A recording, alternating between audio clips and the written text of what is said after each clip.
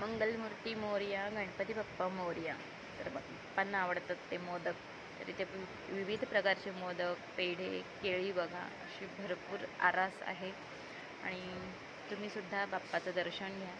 त्यानंतर आता जेवण तर पक्वान्न तर होतातच, कितीतरी पदार्थ होतात आमच्याकडे. तर त्यामध्येच एक सगळ्यांना आवडणारा ठेचा. तर पाट्यावर मस्त असं झणझणीत असा ठेचा केलेला बरं का.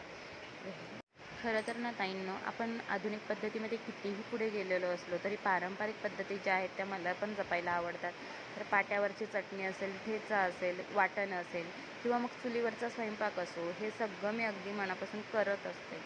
त्या मिरच्या अशा ओबडधोबड आणि शेंगदाणे ठेचून घेतले, पाहू शकता क्रश करून घेतलेलं आहे. आणि थोडंसं जास्त नेहमीपेक्षा तेल घातलेलं. कढईमध्ये तेल छान गरम झाल्यानंतर त्यावर कांदा आणि टोमॅटो जो आहे ना तो घालून घेतला. तर हे सुद्धा मी अर्ध कच्चं असं शिजवून घेतलेलं आहे, कारण ती टेस्ट त्या ठेच्याबरोबर खायला छान लागते. आणि मग चवीनुसार मीठ घालून छान असा परतळून घेतला आणि एक वाफ काढून घेतली. पाणी घालायचं अजिबात नाही. इतका छान आणि मस्त ठेचा होतो ना, पाहू शकता. मस्त असा ठेचा रेडी आहे. तर तुम्ही लाईक करायला विसरू नका.